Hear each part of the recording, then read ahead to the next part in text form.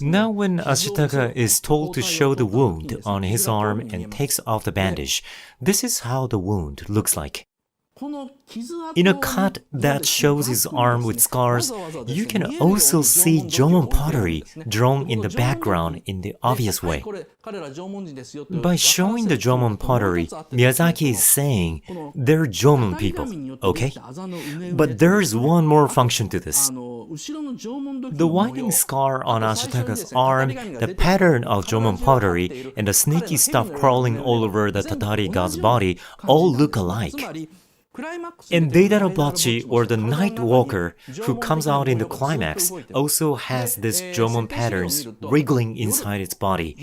If you see the character reference, it says, the Night Walker looks like the night sky is walking.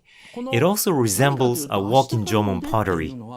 What I'm trying to say is that we unconsciously see Ashitaka's cursed arm and think it's making him suffer or he's gonna die soon because of it. But the pattern of the scar that we see with the pottery is actually the signature of Jomon gods. In other words, it is a sign that Ashitaka is cursed, but at the same time also given a stigma by the gods. He of course becomes a Tatari god because of this curse, but he also gains superpower.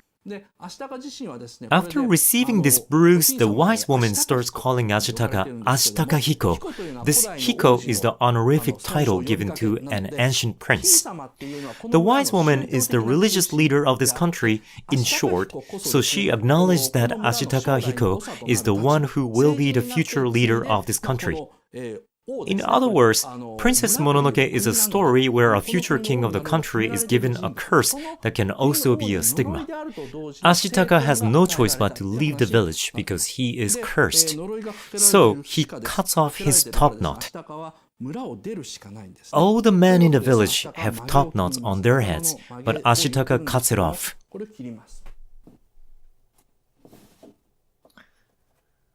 By the way, I'm just assuming that, of course, everybody has already watched Princess Mononoke many times. That's okay, right?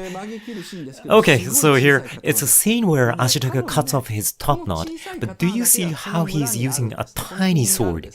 The sword is probably made of the only iron available in the country.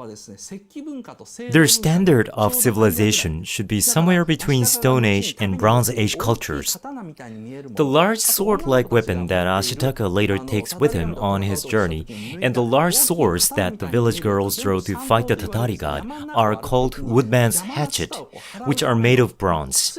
They're like between a cane and a sword used to cut off distracting ivies when travelers walk in the mountains. They only have bronze culture, so anything made of iron must be very small. It is because there shouldn't be any forest near the village if anyone tries to forge such huge amount of iron, enough for all villagers to own ironware as large as swords.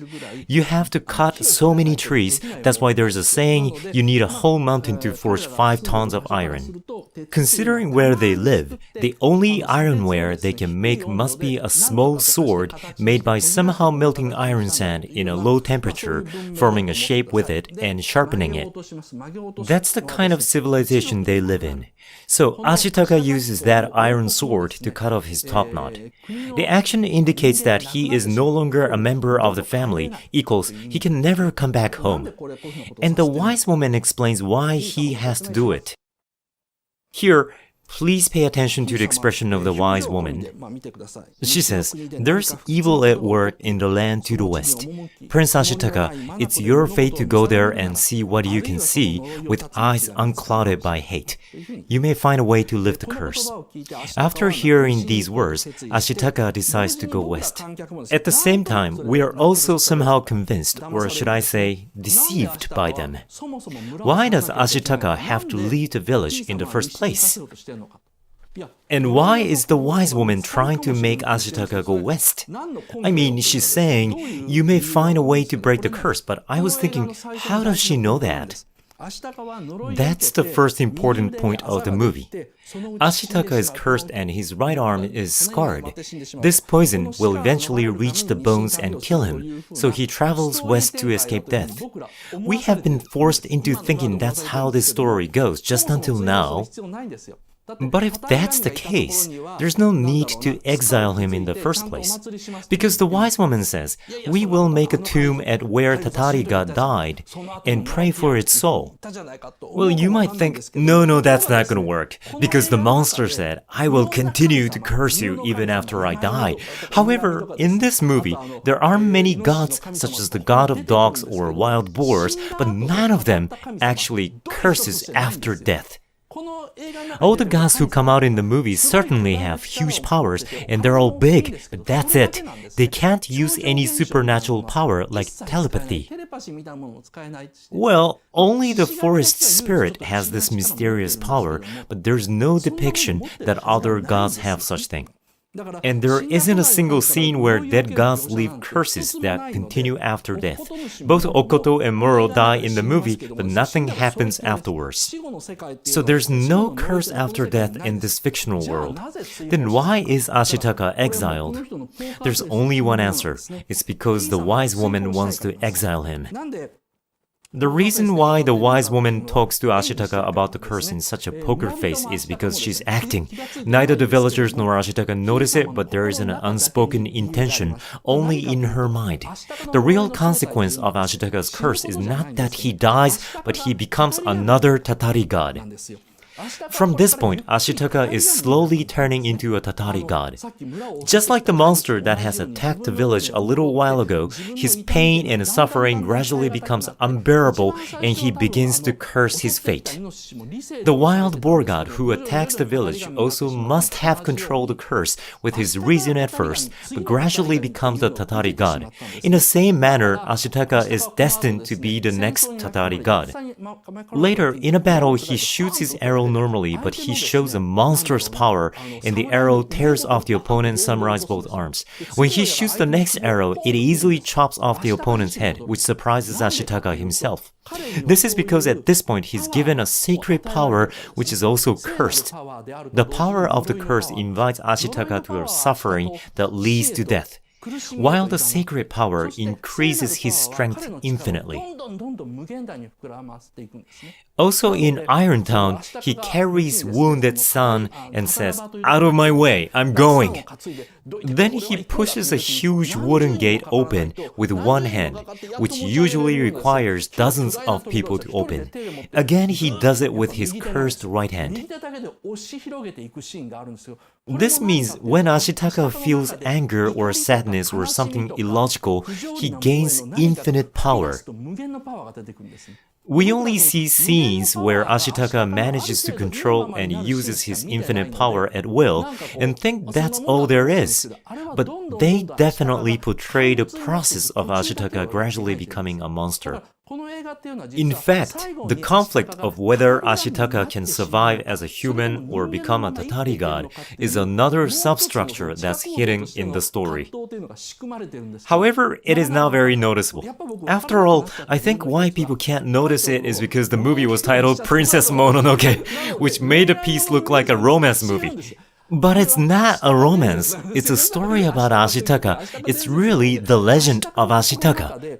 Ashitaka has despair and anger in his mind, but on the surface, he shows no emotion and acts gently.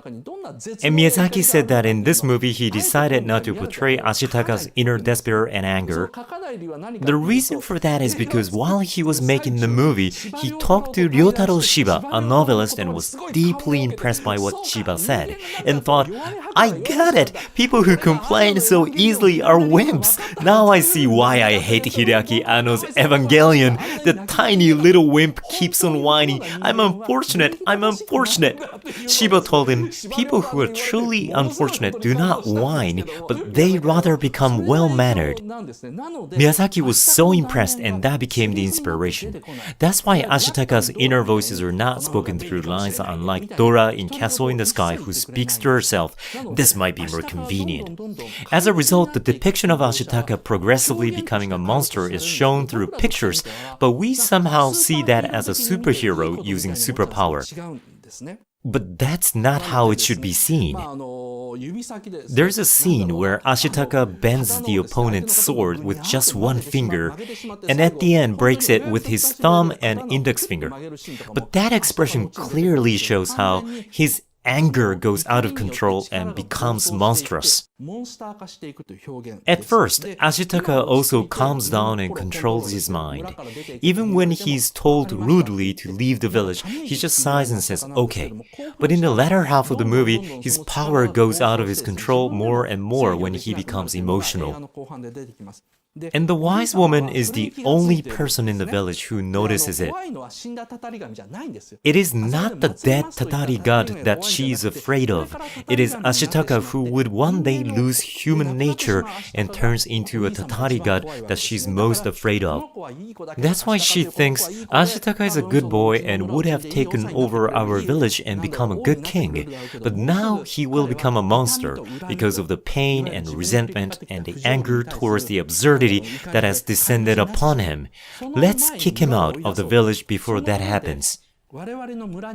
On top of that, the wise woman plans to send this young man who will become a Tatari god to the king of Yamato in the west, who imposed a curse on our village.